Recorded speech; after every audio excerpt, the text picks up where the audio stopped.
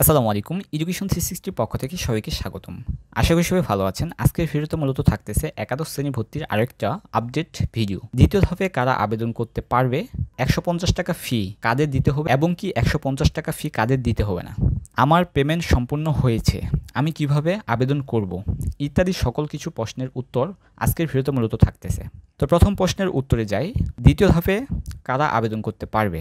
তো প্রথম ধাপে যারা আবেদন করতে পারে নাই তারা মূলত এই দ্বিতীয় ধাপে আবেদন করতে পারবে এবং কি প্রথম ধাপে আবেদন করছে কিন্তু কলেজ আসে নাই তারা মূলত এই দ্বিতীয় ধাপে আবেদন করতে পারবে। আবার যারা কলেজ পেয়েছে অর্থাৎ প্রথম পর্যায়ে কলেজ পেয়েছে, প্রথম ধাপে কলেজ পেয়েছে, তারা কোনোভাবে নিশ্চয়ন করে নাই, তারা মূলত এই দ্বিতীয় ধাপে আবেদন করতে পারবে। আশা করি বুঝতে পারছেন। এখন দ্বিতীয় নম্বর প্রশ্ন হচ্ছে যে ১৫০ টাকা ফি কাদের দেওয়া লাগবে এবং কি এই ১৫০ টাকা ফি আমার পেমেন্ট সম্পূর্ণ হয়েছে দেখাচ্ছে। তো এর উত্তর যদি আমরা খুঁজতে চাই তাহলে অনলাইন ভর্তির ক্ষেত্রে ২০২৪-২৫ শিক্ষাবর্ষের একাদশ সমমান শ্রেণীতে ভর্তির নির্দেশিকায় যাইতে হবে।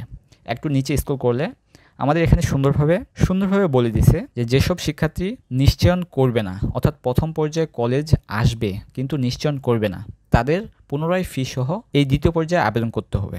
তো এখানে সুন্দর করে বলছে শিক্ষার্থীর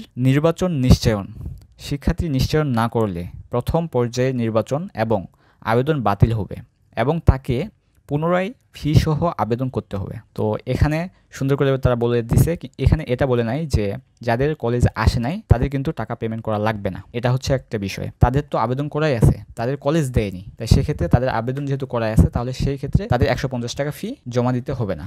তাদের ক্ষেত্রে এরকম অপশন দেখাবে, আপনার পেমেন্ট সফলভাবে সম্পূর্ণ হয়েছে, আবেদন জমা দিতে এগিয়ে যান।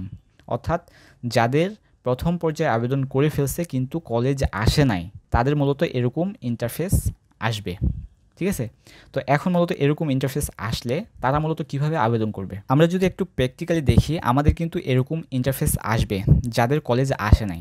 ঠিক আছে, আবেদন জমা দিতে এগিয়ে যান, এখানে ক্লিক করলে আমাদের আগের আবেদন দেখাবে, অর্থাৎ আমরা প্রথম পর্যায়ে যে আবেদন করছিলাম সেই আবেদনগুলো কিন্তু এখানে দেখাবে।